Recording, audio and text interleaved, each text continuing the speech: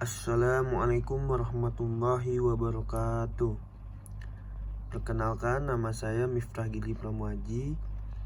Saya mahasiswa Teknik Mesin Angkatan 2016 Sultan Ageng Tirtayasa.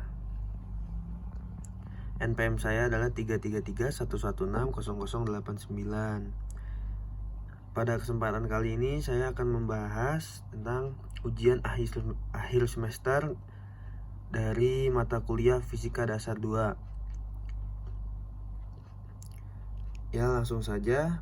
Yang pertama, di sini diketahui sebuah kawat lurus dengan spesifikasi sebagai berikut. Nah, ini panjangnya itu kenapa 1? Karena itu dari NPM saya itu 0, karena ketentuannya jika angka 0 diganti dengan angka 1. Ki tersebut adalah nilai n atau konstanta, itu dari angka 8, dari angka akhir sebelum akhir dari NPM saya. Dan R pun itu sama dari angka NPM saya. Lalu L pun sama, itu dari NPM saya 9 yang terakhir. N nya juga sama, A nya 1. Lalu I nya itu sudah ketentuan dari 3,13 ampere dan frekuensinya itu 0,25 Hz. Langsung saja. Yang pertama, soalnya tentukan nomor 1A, tentukan kuat medan magnet B pada jarak 1 meter dari kawat lurus berarus saat 2 detik. Nah, di sini sudah diketahui tadi A sama dengan 1 meter, I-nya sama dengan 1 kali 3,14 cos 1,57 derajat sama dengan itu 3,13 ampere. Dan T-nya itu 2 detik. Mu 0 sama dengan 4 kali 3,14 kali 10 pangkat min 7 WB kali AM. Yang ditanya itu kan tadi kuat medan magnet B selama jarak 1 meter. Lalu kita jawab dengan B. Rumusnya B sama dengan mu 0 kali 1 per 2pi kali A kali T. Nah, di sini bisa kita lihat, kita tinggal masukin aja ya. Dari mu 0 tadi ini 4 kali 3,14 kali 10 pangkat min 7 dikali T, terus dikali I 3,13 per 2 pi itu 3,14 dikali A nya itu tadi 1. Sebenarnya hasilnya 3,93128 kali 10 pangkat min 6 per 6 min 2 per 6,28 meter kali 2 S atau 2 second.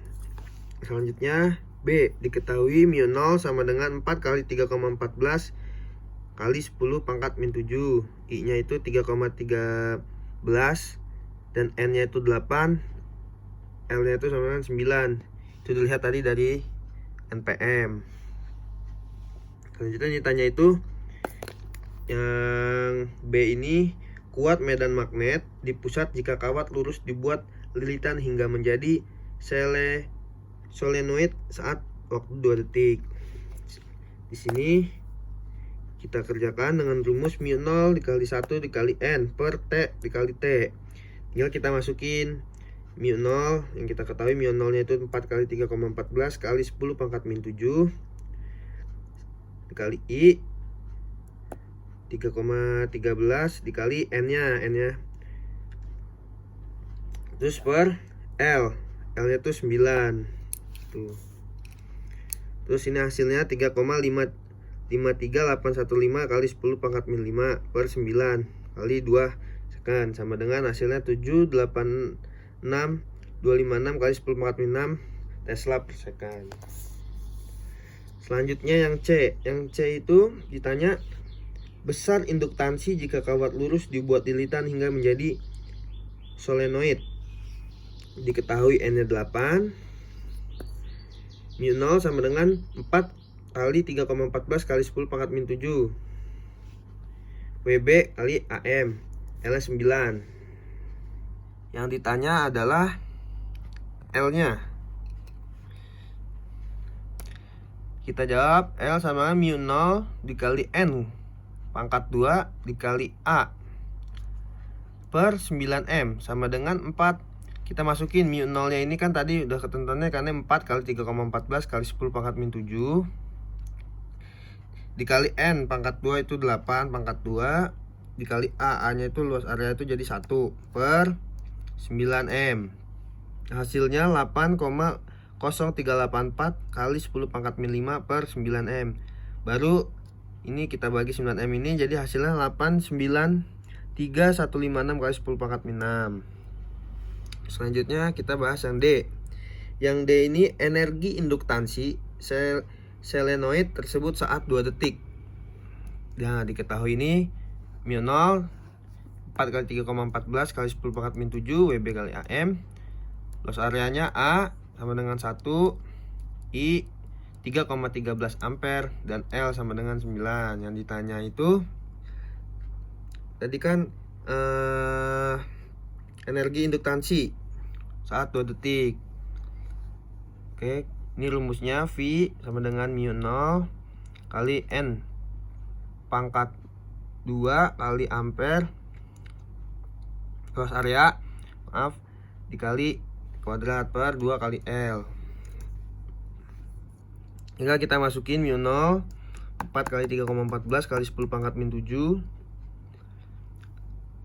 N pangkat 2 itu sama 8 pangkat 2 besarnya 1 A nya 1 kali T pangkat 2 3,13 pangkat 2 per 2 kali L nya 9. Ini hasilnya 7,87441 kali 10 pangkat min 4 per 2 kali 9 18 sama dengan 4,37467 kali 10 pangkat min 5. Selanjutnya kita bahas yang E. Yang E ini nilai medan magnet A, maka diketahui B. B itu dari tadi yang nomor 1A 1,252 kali 10 pangkat min 6 hasilnya Tesla kali second. N nya 8, loss area-nya sama dengan 1 omega sama dengan 1,57 rad per second dan waktunya itu 2 detik. Yang ditanya itu di sini besar gaya gerak listrik maksimum yang berubah hanya terhadap sudut. GGL maksimum ada sudut. Max sama dengan N kali B kali A kali omega. N nya 8.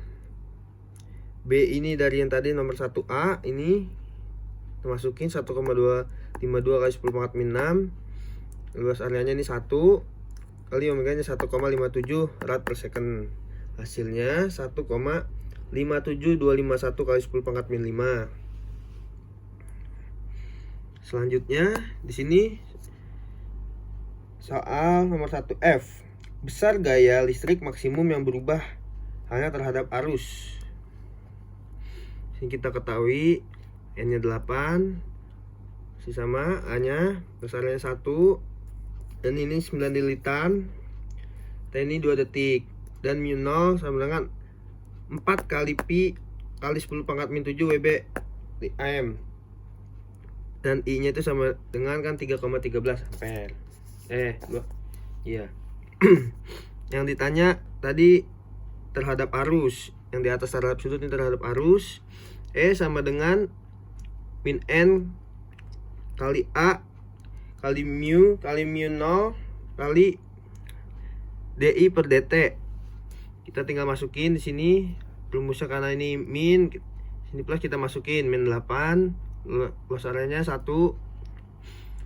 dikali 9 lilitan dikali 4,3,14 dikali 10 pangkat min 7 dikali 3,13 itu dari I nya ini, DI DT 2 detik.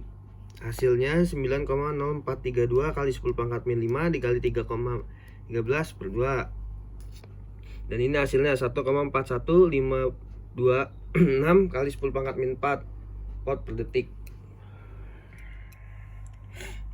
Ya, dilanjut nomor 2. Soal nomor 2 adalah jelaskan klasifikasi material beserta kurvanya. Yang pertama di sini ada diagmatik, yaitu terdiri dari atas atom-atom yang molekulnya tidak memiliki dipol permanen. Ini contoh gambar kurvanya, dan penjelasan dari kurva tersebut adalah ketika suatu bahan diberi medan magnet dari luar atau H, maka muncul dipol magnet, tetapi arahnya berlawanan. Dan jika medan luar diberikan atau dihilangkan akan kembali seperti semula gitu. Contohnya itu bisa di bismut, tembaga, emas, perak, hidrogen atau nitrogen. Yang kedua di sini ada magnetik. Itu memiliki dipol permanen tetapi arahnya yang cenderung acak sehingga nilai magnetiknya itu tidak mendeteksi gitu. Contohnya ada di aluminium, oksigen, titan, dan natrium. Ini contoh kurvanya. Jika diberikan medan luar, maka nilai magnetisasinya akan lebih dari 0. Itu jika ada gaya dari luar, maka magnetisasinya lebih dari 0. Yang ketiga itu ada ferromagnetik, yaitu walaupun tidak memberi medan dari luar atau H, material tetap memiliki dipol sudah searah dan tidak sama dengan 0. Ferromagnetik itu punya klasifikasi seperti ini. Dan ini gambar kurvanya. Dari gambar kurva tersebut, di sini ada penjelasannya. Di sini ada MNS itu ada titik magnetisasi tersisa saat medan yang dihilangkan. Itu posisinya ada di sini. Yang kedua itu ada MS atau titik magnetisasi saturisasi setelah diberi medan. Itu ada di atas sini, di ujung pusatnya. Dan O, titik awal sebelum diberi medan. Nah, ini di sini nih. Semua bermula di sini. Dan HC itu adalah gaya koersif atau untuk dikembalikan menjadi 0 pada nilai magnetisasinya. Jadi bawah ya.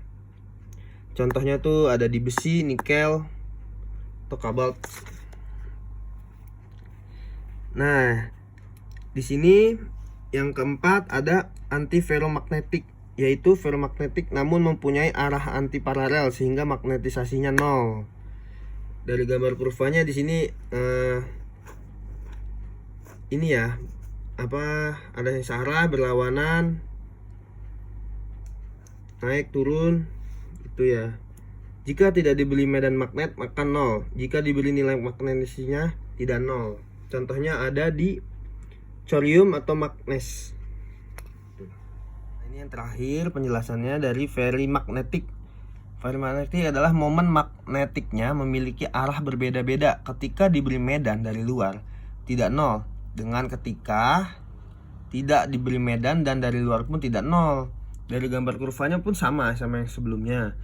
Tetapi arah panah ke atas terdiri dari nilai lebih besar dari arah panah yang ke bawah.